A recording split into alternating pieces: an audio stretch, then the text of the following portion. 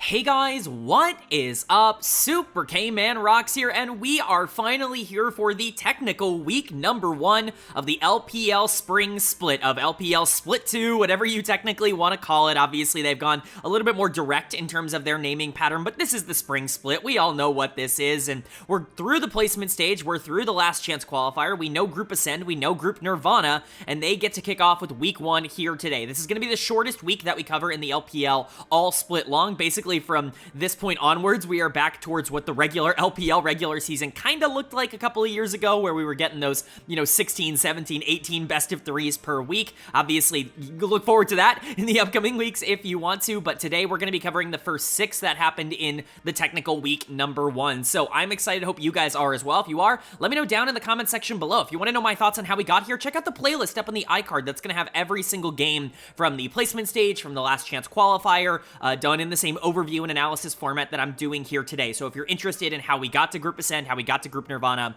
go check out those videos. But today we're going to be covering the first 6, like I said, the technical week number 1 as it states on Ligapedia. So without further ado, let's jump into it. I do one last time want to throw up a format graphic. We made one more that I think actively explains this the best. I know we've done quite a few format graphics for the LPL so far this year already, but man, is it really important to nail down what exactly is happening, because it is kind of complicated, especially in comparison to a lot of the other regions. If you are in Group Ascend, you are guaranteed at the very least a play-in spot. The top 4 teams in Group Ascend after a double round robin best of 3 stage will make the playoffs. So top 4 are guaranteed playoffs. The bottom 6 end up going into the play-in stage. So from number 5 to number 10, they end up going into the play-in stage. They will meet the top 2 teams from Group Nirvana. They'll each play a couple of series to determine the last 4 teams to qualify for the 8-team playoff. If you're 3rd or 4th in Group Nirvana, you are eliminated for the split. You don't get to play in the play-ins, but you survive at the very least going into summer. And if you're bottom 2 in Nirvana, if you're one of the 2 worst teams in the league, you're not just eliminated for the spring split, you are eliminated for the year. You don't get to play in summer. You don't get a chance to, turn things around or build a new roster or anything like that. You are done for 2025. So a lot of pressure on the bottom half of Group Nirvana. Group Ascend being the double round robin stage is certainly interesting. We don't have a lot to talk about in terms of Group Nirvana in today's video because there wasn't a Group Nirvana series in week number 1, but we'll get into that more when we start talking about them. I hope this is the final time I have to talk about the format, but there still are a lot of questions about what's going on in the LPL, and I figured it would make something that was at least a little bit more clear now that we've gotten to the point where it is pretty straightforward. So with all of that out of the way, with the format explained, let's go ahead and get into the content. If you are new here, what we are going to do is go series by series, talking about the advantages and the disadvantages that each team was able to generate. I'll be giving a player of the series and a dud of the series for each series that we cover, and at the end of the week, I will be giving a player of the week and a dud of the week to tie everything into a nice, neat little bow. We will, of course, be updating my personal power rankings at the end of the video from number 1 to number 16. Spoiler alert, the bottom of the rankings aren't going to change all that much because, like I said, Group Nirvana did not play here in week number 1, but there are definitely some interesting takeaways from Group Ascend, so stick around for that. But most of today will be spent talking about the 6 best of 3s we got in week 1. So without further ado, let's actually jump into the content. 3.5 minutes into the video. Obviously, thank you so much for sticking around. But our first series of the Group Ascend stage of our actual regular season here in spring was a matchup between Invictus Gaming and FunPlus Phoenix, former back-to-back world champions in 2018 and 2019. And Invictus is going to walk away with the victory. We expected them to be the better team here, but man, was this not an easy series for them. This was not a clear-cut, clean victory at all from Invictus, especially with how they played in the group stage and the placement stage kind of leading into this. I think a lot of people had really high expectations that IG was figuring it out, but the problem for a team like IG is you have built the entire system around players who are inherently inconsistent, players like the Shy and Rookie and even like Jeja and Mako, who can have bad games every once in a while, and so you just never really know what you're going to get from a game-to-game basis out of these guys. And obviously, you're happy that you were able to walk out of this series with the victory, but man, was it not clean. To FPX's credit, they did push IG a lot in this series, and there are a couple of players that I'm walking out being like, man, I was really impressed with how you played against really good competition. That being said, they still weren't able to get it done in the end, and I do think this is still the weakest team in Group Ascend, as you can see in terms of my rankings, or at least one of the weakest teams in Group Ascend. WE notwithstanding, FPX is, definitely better than them, but, Invictus walking out with the win is definitely important for them. So let's go ahead and get into it. player of the series for me is going to be Jeje in the jungle, although I do think that there are some criticisms to be thrown his way. I do not think he was consistent at all throughout the series. I don't think the Vi game in game number 1 was particularly good. I think he could have done more on the Lee Sin in game number 2. You know, the game ends up going long. The Shy ends up picking Nidalee top lane. It's a tough game to play out if you're a jungler anyways, but if they don't have his Lilia in particular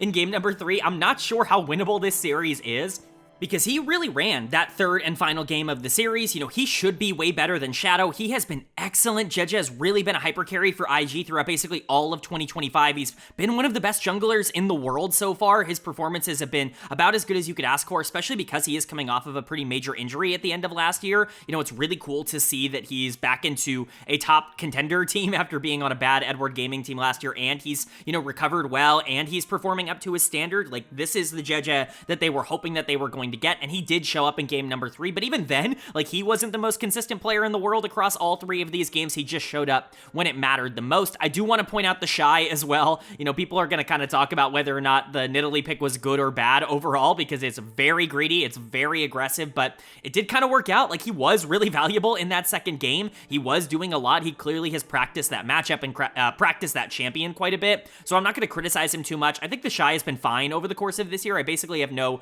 actual qualms or actual issues with how he's played. He's had a couple of games that he's completely run it, but if he didn't, I wouldn't consider him to be the Shy. Like, that's just who he is as a player, so you have to live with that. But as you can see, Dud of the series is actually going to stay on the winning side here for Invictus, and it's going to go to Mako in the support position. And it really just comes down to inconsistency. It comes down to him being too far forward, not really connected with the rest of the team. I don't really know what Mako's issue is at the current moment, if I'm being entirely honest, because he was decently good in the placement stage. Gala, in particular, was excellent. Their 2v2 got way better going into the spring split as opposed to what it was in winter, and it really felt like this team was leveling up, specifically in the bot lane. But this series kind of drew back to winter, I'll say. It kind of reminded me way too much of the negativity that we were criticizing IG for, and the reason I kind of kept them out of my top 4 or even really top 5 at times in terms of my power rankings, because I just wasn't sure if this team was going to have the consistency to ever be able to challenge for an LPL title. It felt like that was really being, you know, dissuaded. That narrative was kind of being thrown out in the spring split with how well they had played at the start, but this was definitely much more of a winter series, and Mako is definitely a big one to blame.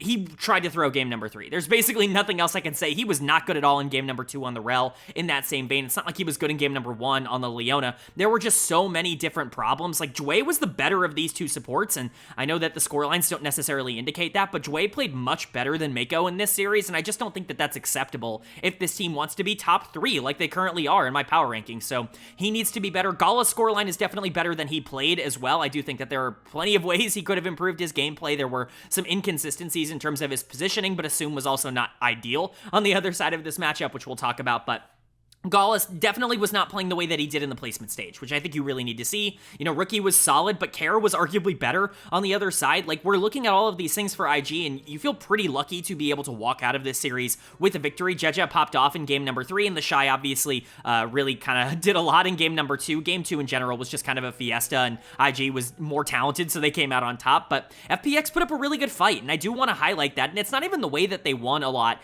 in the placement stage. It wasn't through Sheer, it wasn't through like Assume doing a really good job of being a secondary carrier, Shadow getting Nefiri and completely popping off. This was Care looking really good on a couple of assassins, things like Akali, things like Ari. You know, the Tristana game was fine in game number 3, and Care typically has not looked great. Now, Rookie has not necessarily been the toughest of competition over the course of 2025, especially in lane, where I think he's struggled a lot more than he's getting credit for, but Care still deserves a lot of credit for stepping up. I think Jway played really well. He was definitely the better support in this series, even if it was just the Nautilus game in game number 1. I think that might have been the only good support game across this entire series. The Nico and the Braum were definitely a bit greedy, and, you know, Braum especially was getting punished a lot at the end of game number 3, but it wasn't entirely his fault. I was pretty impressed with Jway.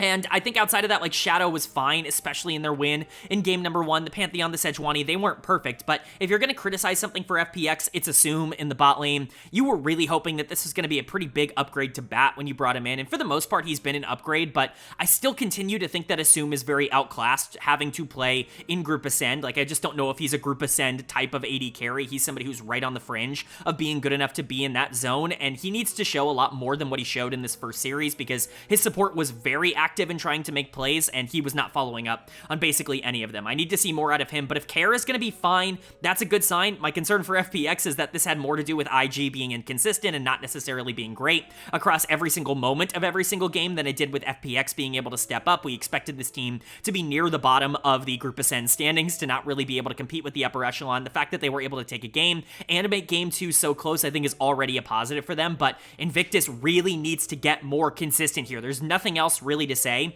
when it comes to that. If this team wants to be an LPL contender, they can't make the mistakes that they are constantly making. Bot lane has to be good every game. You have to know what you're getting out of Rookie every game. The Shy needs to be successful every single game, or else IG just isn't going to be who they want to be, and for now, that definitely is still up in the air for me. Then moving on to the second series here of day number 1, and it's a battle between two teams that have faced off quite a bit already at the start of this year. It's Thunder Talk Gaming taking on Bilibili Gaming, and BLG once again is able to show that Thunder Talk's one win earlier on this year in that group stage best of 5 was very much a fluke, that is not repeatable, because they absolutely slaughter them once again. And honestly, this all can be boiled down to a couple of things. First off, the mechanical difference between these two teams is ginormous. Thunder Talk is a good team. They are certainly not a great team. They've been number 8 in my power rankings basically ever since they showed up and actually proved in the winter split that they are a decent team. I didn't believe that coming out of Demacia Cup, but ever since they actually showed it in the LPL, I kind of believed, yeah, this is a top 8 team, but they are not better than number 8. Their mechanical ceiling is just too low, and man, they continue to just get absolutely brutalized by teams that are really, really mechanically talented like BLG is, and this was a slaughter in a couple of positions in particular. The top 3 roles were all unfair. Like, Elk was unfair. It's not like On was bad at all in this series. Bilibili was so far and away the better of these two teams. So this might be a quick overview, because this was basically just copied and pasted from their playoff series from winter. So let's go ahead and talk about it. Player of the series is going to go to Knight, although, come on, it's basically anybody. Bin was unreal in game number 2 on the Jace. The amount of damage he was able to do and just the amount of pressure he was able to generate was unreal. Elk was awesome in game number 1 on the Misfortune. He was really, really dominant. Again, shout out all the LPL fans on Reddit that are going to continue to say MF is trash the moment she loses a game and stay completely silent when she goes like 13, 1 and 10, like for the 10th time this split. Shout out Misfortune. This champion's really good, and Elk is a really good AD carry. I know we've kind of, been very Korea-minded in terms, the LCK-minded in terms of how things have gone recently in terms of international results, but Elk might still be the best AD carry in the world from an individual perspective. He really is that good, but man, this mid lane matchup is just not fair. Like, it's actually just unbalanced between these two. Knight is like 800 tiers better than Satab. Like, it's not even in the same vicinity, and we saw that in the playoffs when Satab could not keep up in any facet. He got destroyed once again here. Knight is an absolute menace. That Tristana in game number 2 was absolutely ridiculous. This guy's the best player in the LPL, and he continues to show it over and over again. I get and people are kind of waiting for the shoe to drop with Knight for, him to kind of prove that, oh, he actually is the choker that we want him to be. I don't really get what else there is to prove. This guy's won internationally. The only times he has not been successful internationally are, some very tragic circumstances, especially in recent memory. The dude won MSI last year. He kind of dominated MSI on JD Gaming. He ends up barely losing that semifinals series on JDG to the eventual world champions T1. They were probably the second best team in the world by a pretty considerable margin. And then he goes to BLG, they make world finals, and they go to another game number 5 against T1 in the world finals, and it was certainly not Knight's fault that they lost that series. There's just nothing left for this guy to prove. He's, in my opinion, the best LPL player of all time. I know that's a bit more of a controversial statement, but he certainly is the best of right now, and I think he continues to dominate. Him versus Satab should never be close, and it wasn't. But Bin was great. Wei looked much more comfortable than he looked at any point in the placement series. One of the reasons I dropped BLG to 4 is not only because they were inconsistent in the placements, but because I was worried about the playstyle differences between Wei and On and Elk and Bin and all of these players just not, gelling or synergizing well together. At least in this series, it wasn't necessarily a problem. Hopefully that can continue to be good. But like I said, Elk and On dominated game number 1. There's no weakness for BLG. They decimated this series, and they were the better team by leagues and miles. And then for Thunder Talk, they're happy to be in Group Ascend. Again, this is an organization that has not been particularly successful over their history. Even with good players, they downgraded this offseason going from UCal to Satab, and somehow that unlocked the rest of Thunder Talk. I get that it's the development of 1xN and Feather being a better bot lane duo, and Beishwan has been really excellent at the start of this year. For the most part, he wasn't really all that good in this series, but, he's been great so far in 2025. But you're always going to have have that ceiling with Satab in the mid lane. He is by far the worst player on this team. That includes Hoya, who I also don't think is particularly good, but Satab can't compete with the actual good mid laners at this level.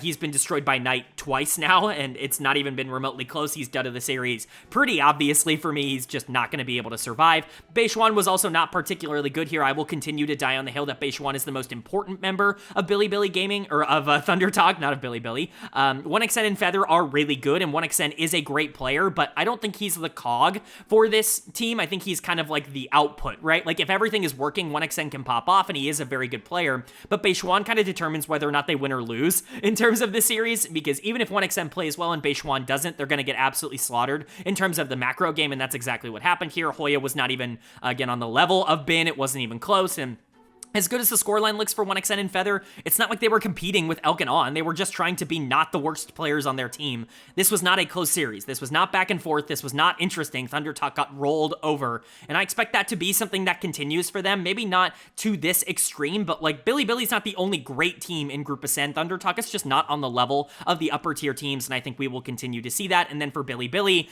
I'm so happy that they showed this off. I'm just hopeful that they're going to be able to keep it up. I felt really bad dropping them to number 4 in my power rankings because I really do think this should be the best team in the LPL. I do think it should be, BLG that comes the closest to being able to compete with the LCK. It's just not been there from a playstyle perspective. If they can start to unlock a more aggressive style more consistently, and if Wei doesn't look like absolute garbage in that system, or alternatively, if they can slow the pace down and On doesn't look garbage in a system that's a lot slower and a lot more slower pace that benefits Wei, like whatever ends up happening, as long as they can find some sort of middle ground to play at their best for every player on the team, then they're probably still going to be one of, if not the biggest favorite in the LPL.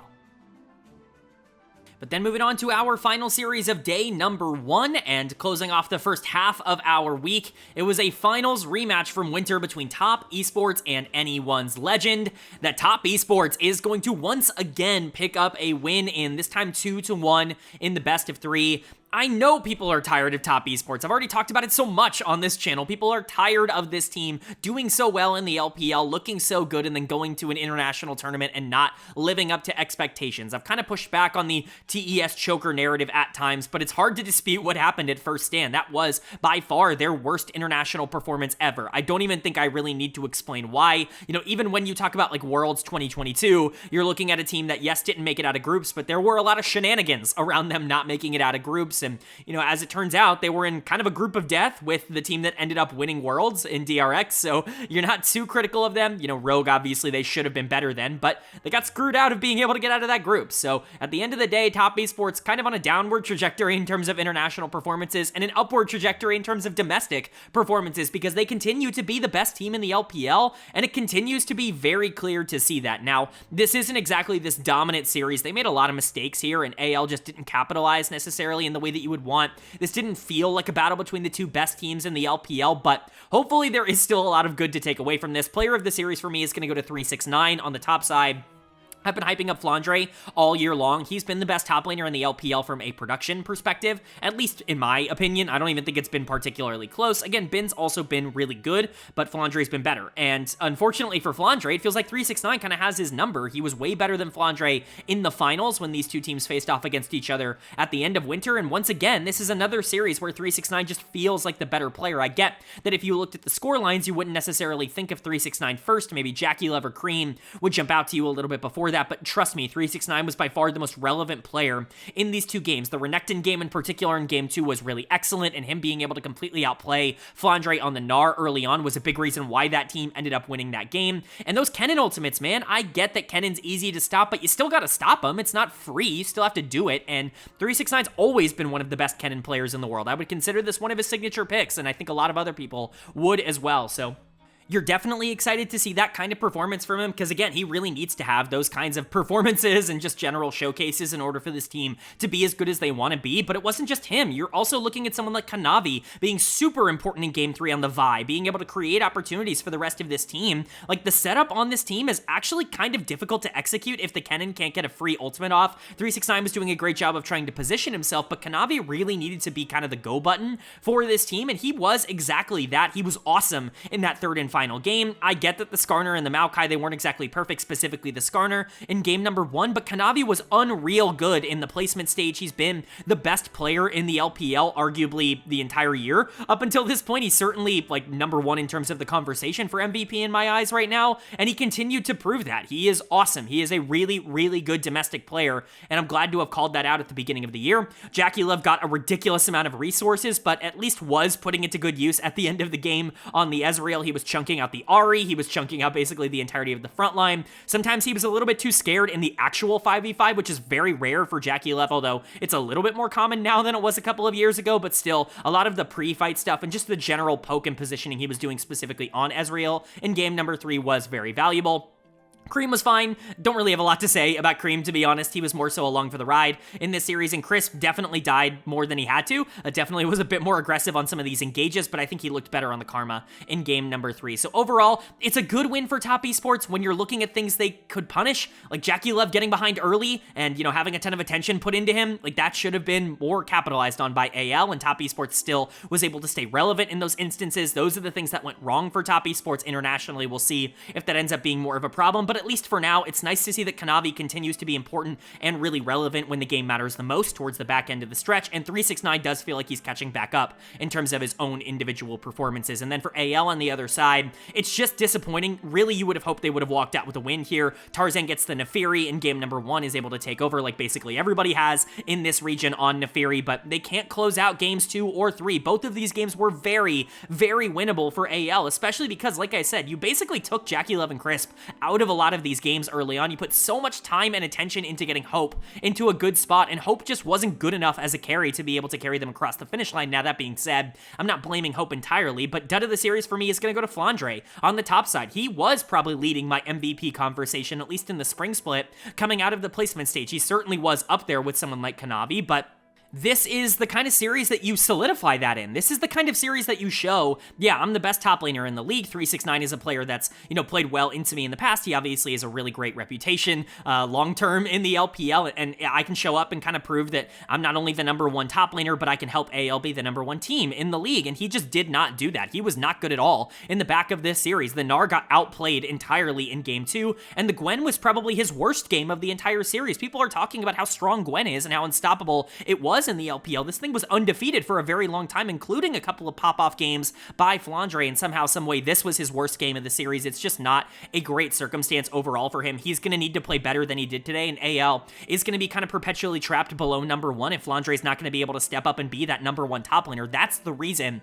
they're in that conversation. As good as Tarzan and Hope have been, because I do think they've been excellent, Flandre is that X factor that pushes them over the top, and he just was not there in this series. Tarzan was pretty inconsistent down the stretch. He was awesome in game 1, and I think he had a good game plan in games 2 and 3. He just didn't execute as well as you would want. You could say a similar thing about Shanks, especially on the Ahri getting poked out before every single fight, just playing way too aggro in terms of his positioning. Hope was super fed, and you would have hoped he did more in terms of being able to keep these games alive, but that didn't happen. Kale was fine. Like, Hope and Kale weren't the problem, even if they were the ones with the most amount of resources and kind of relied upon to be the carries in these games. Mostly because I just think the rest of the team was actually actively detrimental to their success chance. So for AL, like, would I love to sit here and be like, oh, it's just a loss to Top Esports? Yeah, I'd love to say that, but they could have played better in this series. I think that there were a lot of optimizations that they didn't take, and quite frankly, they could have won this series and they didn't. And then for Top Esports, there were a lot of things that you could have been capitalized on for, that you did make mistakes in this series. You weren't perfect, and yet you still were able to walk out of it with a victory. I'm a bit concerned about that. Hopefully there are some teams in the LPL that actively start taking advantage of Top Esports in that way, but at least for now, it's hard to say that they're not the best team in the LPL. They were incredibly good in the placement stage. They obviously are coming off of a championship, and they've shown nothing to the contrary so far. But then moving on now to day number 2 and the second half of week number 1, and it was a really important matchup for me to see where these teams are. It's JD Gaming taking on Ninjas in Pyjamas, and JD Gaming is going to pick up the pretty clear victory here, the 2-0 that didn't really feel all that close. There were definitely some moments and some performances for Ninjas in Pyjamas that were really good, but there were some that were really bad, and quite frankly, we just have a very good idea of where this team is at this point in terms of their consistency. They're not going to be a team that's ever competing to be top 4. I just don't believe that with the way that they're constructed, but JDG is definitely built in a way that I think could get them there. The only concern that we've had with them over the course of the spring split is that they haven't looked like they did in winter, and that was mostly because winter was so good for them that they didn't really have major issues in winter. They had issues like Ale has continued to not be a particularly proficient top laner. Missing, I think, is not playing up to his standard. This is the second year in a row where I think he's been clearly underwhelming because I think the meta has completely turned on him, and that's not a good sign, but the core of this team is excellent. It's one of the best in the entire world, and I still think you can win purely based off of that. You can be a top 2 or a top 3 team in the LPL just with Xun, Scout, and Pays because they really are that good. So let's go ahead and get into it from their perspective. Pays is going to get player of the series for me. This is the Pays we've been waiting on. We talked about it in the placement stage where it really didn't feel like Pays was popping off in the same way that he did in winter. He was unreal in winter, in my opinion, easily the best AD carry in the LPL. I don't even think it was all that disputable. I thought it was absolutely absurd, quite frankly, that Leave got All-Pro over Pays because I think Pays arguably was the MVP of the winter split in terms of just how valuable he was to JDG's success, but here you go. Here's the matchup to kind of get your revenge, and he absolutely does. He pops off in game number 1 on the Kalista. We've actually seen that champion not be super successful across the entire world so far this year. It's been kind of interesting. We know how strong Kalista can be, but there are a lot of teams that have practiced a lot against it, and so a lot of teams have counter strategies, but Pays definitely looked dominant, and the Misfortune was also really great in game number 2. He was definitely the best player on JD Gaming, and he ripped through NIP. He still is, in my opinion, in contention for the best AD carry in the world, and I know that is kind of an open conversation right now, but there are 4 players to me that are in that conversation. There's Viper, there is Ruler over in the LCK, there's Pays, and there's Elk. I think those are the 4 best ADCs in the world at the moment, and I think that they've really locked that in my opinion, and Pays definitely deserves to be in that conversation. Xun was the other player that I think was really good in this series. Go watch that Vi game in game number 2. Boy, is he everywhere. Aki got really, really strong early on in the game on Nefiri because it's basically impossible to not do that in the current meta, but Xun was so much better at being able to utilize pressure than Aki was on the other side, even though he was down in resources, down in gold. It was just a really good look for Xun, who I still think is underrated from a global perspective. This is the kind of guy you can have and win the LPL very easily. We've seen it happen. We saw it happen last year on BLG in the spring split. I get that he was benched for the back half of the summer split, but he in the World Finals team. He was started at Worlds over Wei because he offered a bit more upside for the team, and it was the right decision. He continues to be one of the best junglers in the LPL, and he proved that again here. Scout was really good. Ale was even really solid in this series on the top side. He has been a huge disappointment, in my opinion, for JDG, but Shanji is even worse on the other side, which we'll get into, but this is really a team built around being able to enable their stars, being able to enable Pays and Scout to look excellent. One of them is going to pop off every single series. Hopefully Xun can be a complementary piece, and as long as Ale and Missing are good enough, this team's going to be able to win games very consistently. Again, the only reason they dropped to number 6 is because Pays hadn't been popping off like a superstar in the spring placements, but here he is. This is the guy that needed to show up for this team to be top 3 or top 4. And then for NIP on the other side, they are so predictable. They are so easy to talk about at this point because it's the same story every single game. Doenby is really good. PP God is, pretty solid. He's definitely an above average upper tier support as he has been throughout his entire career. Leave is incredibly mechanically talented. He's a bit too aggressive and he is going to make mistakes, but he is able to generate leads at such a consistent pace that he is a positive for this team, but you cannot be one of the best teams in the LPL with Shanji and Aki on the top side with the way that they're playing right now. They are both some of the weakest players in the entire league in their role. Shanji is once again going to get dud of the series. He's gotten so many of these already in spring. He already took a gigantic downturn when he came over to NIP last year. It's just so crazy that somebody that we were calling a top 3 top laner in the LPL has turned into a player that's unplayable at this level. I've never seen a player implode in the way that Shanji has coming over to this organization with multiple different players, with Rookie in the mid lane last year, with Doenby in the mid lane now, PP God is here. Like, you have so many players. Aki's the jungler that was most consistent with Shanji. PP God was the support that was able to shock call when Shanji was his most successful in 2023. It feels like everything was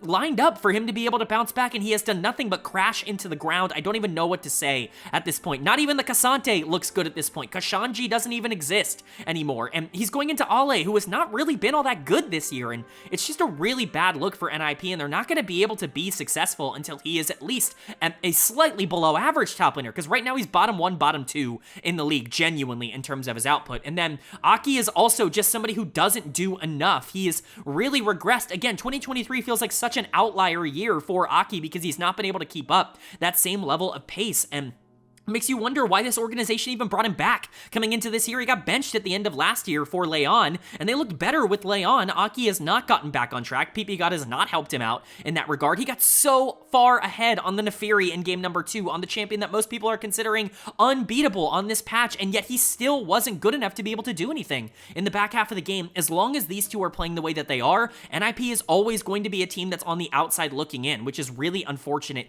As well as Doanby and PP God are playing, specifically those two. Leave is also really good. He's just inconsistent. Like, it doesn't matter. Nothing else on this team matters if these top two don't play well, and that's what's happening right now. So NIP staying at number 7, unfortunately, and JDG, hopefully this is the sign of more things to come. Again, if Pays is popping off, if he's an MVP caliber player, this is a borderline top 3, top 4 team in the LPL, especially with how open that is right now, but there is still some question marks. This is not the most complete team in the world, and it's not like you're expecting Ale and Missing to be good on a game-to-game basis. There's still a lot this team needs to show, but they definitely have the bones to be the team that got 3rd place in Winter Split again. Then moving on to our 5th series of the week here, and we really needed to see where this one landed because I think, again, both of these teams are kind of jockeying for position right now. It was FunPlus Phoenix taking on ThunderTalk Gaming, and ThunderTalk is going to pick up the 2-1 series win. They are definitely better than the below average tier, I would say, of the LPL, the teams basically halfway downwards. They are a top 8 team. The problem is, I think that they're going to have trouble breaking through that top 6 or top 7. It really does feel like they're kind of pigeonholed right now at top 8 unless something can change. Obviously, we'll see some more matchups with them moving forward, but this was the kind of win you needed to see in order to solidify that they are a top 8 team, and that's exactly what they did. They came out here and won this. They did drop game 2, which I think is a bit concerning, and there are some things that I think FPX did really well in this series, but ThunderTalk was better, and I think that they kind of proved that, and once again, they're winning through the ways that they've won basically all year long. It's a very consistent strategy for them as long as they're going up against teams that aren't ridiculously mechanically talented that can't just skill check them. And so let's go ahead and get into it. Player of the series is very obviously going to go to Beishwan in the jungle. Absolutely phenomenal series from him. Once again, I will die on the hill that Beishwan is the heart and soul of ThunderTalk. He is the one who dictates whether or not this team will be successful or whether they will fail. It is really very binary when it comes to Beishwan, at least in my opinion, because you're looking at games like Xin Zhao and Poppy, and you're seeing him, dominate the early game, and you're seeing him be able to translate that pressure elsewhere on the map to top and bot in particular, to be able to create overloads and advantages in those states that other teams just aren't able to catch up with. When you see him lose, like he did earlier on in the week to Wei and Bilibili Gaming, then the team has no pressure, and it doesn't really matter what happens in the laning phases. 1xN can pop off, Hoya or Satab could even have a good game, and it's just not really going to matter. This team either wins or loses off the back of whether Beishwan can control a lot of tempo in these games, and luckily for ThunderTalk, he's been really good over the course of this year. He's not a superstar. His mechanical ceiling is still a lot lower, I think, than a lot of the other top junglers, but his mental game is so strong. His ability to control the map is actually just one of the best in the entire region. He has a very good idea of how to play from ahead when he's in a good spot, and he doesn't bleed resources when he's losing. He's just not particularly effective at trying to skill match a lot of these teams that are going to try and skirmish a lot with them in the early game. As long as he can get through that phase, he's going to be very valuable, and that's what he was here. But once again, I think the rest of this team is still solid. 1xN and Feather continue to be a pretty good bot lane. They were definitely the better of these two bot lanes, in my opinion. Even if they did still have a couple of errors, I don't think 1xN is a superstar, but he definitely deserves to be here in Group Ascend. We'll talk about Assume, who I think is not nearly as good on the other side. Maybe not nearly. Like, that seems a little bit extreme in terms of me explaining it, but 1xN is definitely better than Assume right now. I think we saw that. Hoya was totally fine in this series. Sheer has been really good for FPX on the other side. It was nice to see Hoya actually have a good series against a good player. Satab is still running it at times. Like, the score lines look good, but I think it's not indicative of how his individual gameplay was. I even at times considered him for dud of the series here because I do think that he just is not doing a lot for this team and actively is holding them back by his lack of production coming out of the mid lane, but at the end of the day, he wasn't that much of a nuisance. He wasn't that much of a detriment to ThunderTalk. Beishwan certainly did enough, and they had a primary option in 1xN for damage. And Satab did do a lot of damage, especially in game number 1 on the Rise. It just was that game 3 and game 2 where I was like, maybe not quite as clean there. So overall, nice win for ThunderTalk again to solidify them at number 8. And for FPX, we expected them to struggle in Group Ascend, and that's exactly what they're doing right now. There are glimpses. Shadow was excellent in game 2 on the Sejuani, was able to completely run the map. Once again, this is a great example of where Beishwan struggles as a player when he loses tempo early and when the enemy is just able to skirmish a lot in the mid game and set up their laners to be able to take over.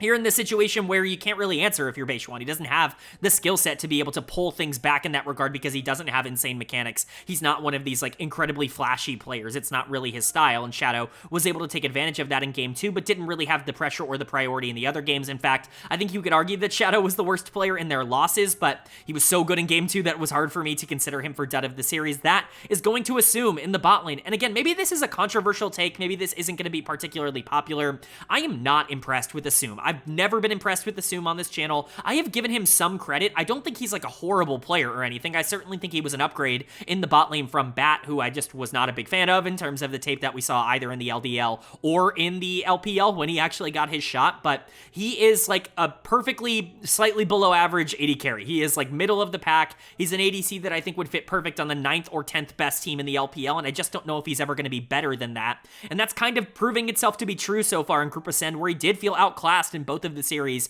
that FPX played this week. Again, hopefully he's going to be able to level up, but we've been talking about this guy as a quote-unquote potential breakout for years and years, and it's just not happened. I've always kind of been out on Assume as a top-tier prospect, and I think that that has unfortunately aged kind of well. Jway also had a couple of mistakes here, was overeager, but he was really active on the map, and so it's very difficult for me to like criticize him too much for that.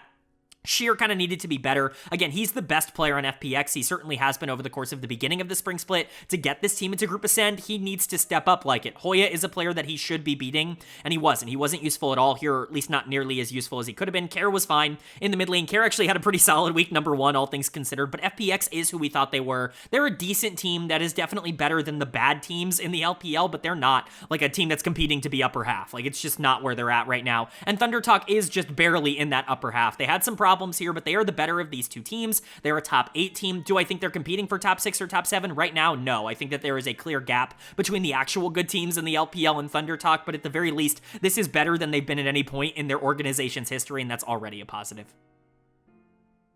But that's going to bring us to our 6th and final series of the week here. And man, this was a big one for me. I was really excited for this one. It was Bilibili Gaming taking on Invictus Gaming, and BLG is going to pick up the 2-0 series win. They don't drop a single game in this series. They look pretty excellent throughout both of these games, although there are some things to point out. IG had some real trouble finding any sort of consistency. They, once again, have a couple of players that are playing really well, and then a couple of players who aren't, and this just feels like a regular issue for this team where you're going to have 2 or so players on the team at each time that are performing well, and everybody else is just going to underperform for basically no reason. It's so frustrating to watch for IG, but for BLG, I may have been a little bit overreacting to their negative performances, we'll just say, in the preliminary stage, in the qualification stage here for the Group Ascend, because man, they are still really freaking good when they play good, clean League of Legends. This is the BLG that you were looking for, so we can go ahead and talk about it. Player of the series is pretty obviously Bin. I didn't even really consider anybody else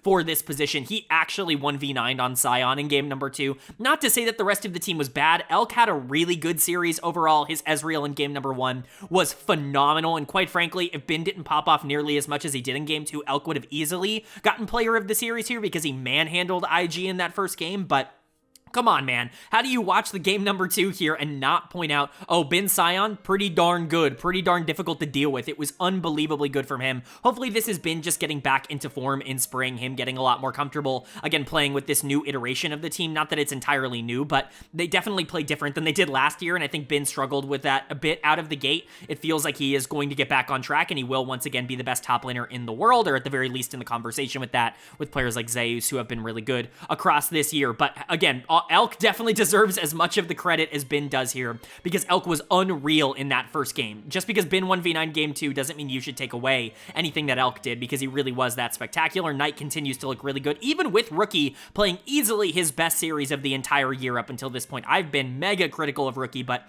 he absolutely showed up here, and Knight still was very relevant in these games. This is how you take advantage of a Corki, though. You don't let him get to the parts of the game that he's able to take advantage of. You actually punish his early and mid-game deficiencies, and that's what Rookie did. Knight's still pretty good, though, and all things considered, Wei was absolutely the better jungler in this series, and so you're not really looking at a lot of negatives for BLG.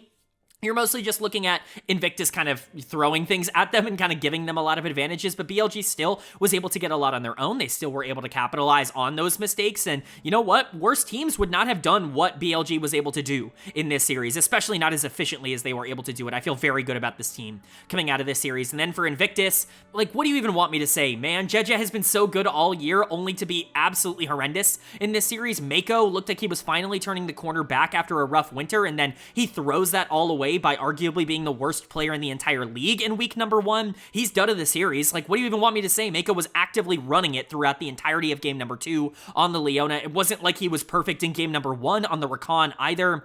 I just don't know what's happening here. I don't know if there's a lot of shot calling going on elsewhere, if Jeje or Rookie are being very vocal in terms of what they want to happen and Mako is not on board with that, or if Mako is the primary shot caller and things just aren't working out for him, or if the team's not following up. Like, I don't know what it is, but there is a gigantic disconnect between what Mako is doing and what the rest of Invictus is doing, and that's just not good enough. Like, you have to be able to figure that out because it's really not working out from where they're at. Mako was not good here, and Jeje was not good here. Again, this is basically the first series all year long where Jeje has felt completely outclassed. He has been excellent for Invictus, in my opinion, pretty clearly the best player on this team throughout 2025 so far.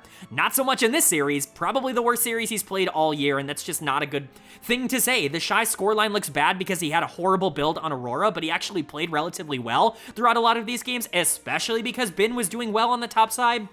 Rookie was excellent in the mid lane, arguably the best player outside of Bin or Elk in this series. He played phenomenal. It felt like old Rookie was back, and his team let him down in this one after he's had a really slow start to 2025. Gala continues to play fine and then get put on Ziggs for basically no reason, like he was on LNG for a lot of last year. I get that he's good on the champion, but he was hyper carrying so many of your games in the placement stage, and now you're putting him on something that can't really do that. It just feels like a loss of identity for Invictus, and this is the same problem they were running into when they were facing good teams in the winter split. I think my concern is that they might have just overperformed in placements and their real talent level is still around number 5 or number 6 in the LPL, and if that's the case, that's mega disappointing for this team. But there are so many flashes. Everybody on this team has shown a good portion of themselves at some point this split already. They've just not been able to put it together for an extended period of time, and BLG is simply too good of a team to let them get away with that. Bin is on fire. Elk is on fire. Knight is on fire. Wei played really well this week. On was excellent in the placement stage. BLG still is a team you have to consider a major threat,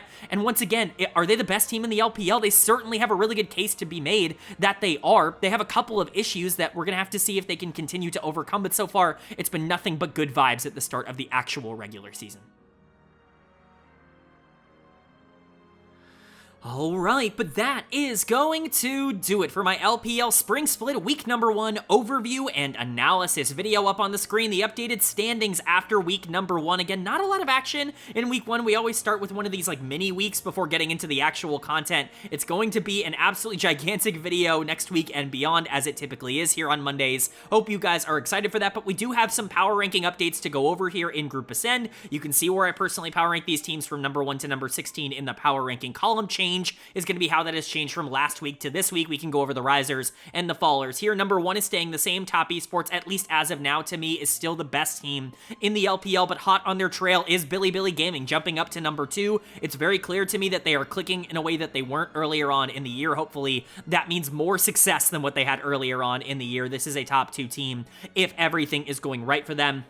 That means some teams have to fall. Anyone's Legend is going to go down to number 3. I still believe in this team, but their lack of ability to capitalize on Top Esports mistakes this week did concern me. Hopefully that's something that they're going to be able to figure out. Again, they were able to beat Top Esports pretty consistently throughout the beginning part of the year. Just hasn't been their case so far in the back half. So we'll see how things go for them, but they're still staying inside the top 3. Invictus is also going to fall to number 4. I very much considered putting them lower because I do not think they were good at all here in week number 1, but still a lot of time for them to play, and quite frankly, they were too good in the placements to drop below the team they were better than in the placements. That's jumping up to number 5, which is JD Gaming. I think JDG projects better moving forward than IG. I just have a really hard time feeling confident in that take. We'll see. Right now they're back-to-back because I do think they're very similar teams, but if Pays can continue to pop off like he did in the series they played this week, that is a top 4 team. Like, JDG is top 4 in that circumstance. So for now, they jump up to 5, but it's all about consistency. Poor Weibo doesn't play a game and they drop down to number 6. I have not seen the week 2 game. That's happened already here this morning, so no spoilers here. I don't know where they're going to be going. I haven't watched it, so they go to number 6 just because the other JDG needed to move up, and unfortunately Weibo is the sacrifice there. Everything else, though, 7 downwards, the exact same. Obviously, no changes in Nirvana because no games happened, but, NIP was who we thought they were. FPX was who we thought they were. Thunder Talk was who we thought they were. I'm not surprised by any of those outcomes. Let me know what you agree with or disagree with in the power rankings down below. I'm always curious to know where I'm higher or lower on teams than you guys are, but let's go ahead and move into my player of the week and my dud of the week for week number 1. Player of the week is going to go to Bin, the top laner for Bilibili Gaming. Didn't have to think about this one all that much. He was the best player in the league this week. He absolutely dominated both series that they ended up playing, specifically game 2 in both of the series. The first one against Thunder Talk, playing the Jace in that second game, just being an absolute menace. And then, of course, the 1v9 Scion game in game number 2 against Invictus. He was phenomenal. This felt like a classic Bin performance, and he definitely deserves player of the week for it. My honorable mentions: Pays, the AD carry for JD Gaming. If he is clicking, this team is clicking, and he is basically everything that they run through, so hopefully he's going to be able to keep it up. And then Bin's teammate, Knight, is also going to get an honorable mention because Bilibili was really that good this week, and Knight was really good in both of their series. But Bin is player of the week, and then dud of the week, it's going to go to a player who actually went 1-1 across this week. It's going to go to Mako, the support for Invictus Gaming. To me, it was very clear he was the worst player in the LPL across these games. I think that there are technically other options. The other main player that I really considered here was Assume, the AD carry for FPX, because it did feel like he was just outclassed, but honestly, he wasn't that bad. Like, he played fine in both of their series. He just definitely wasn't the better AD carry in either of them.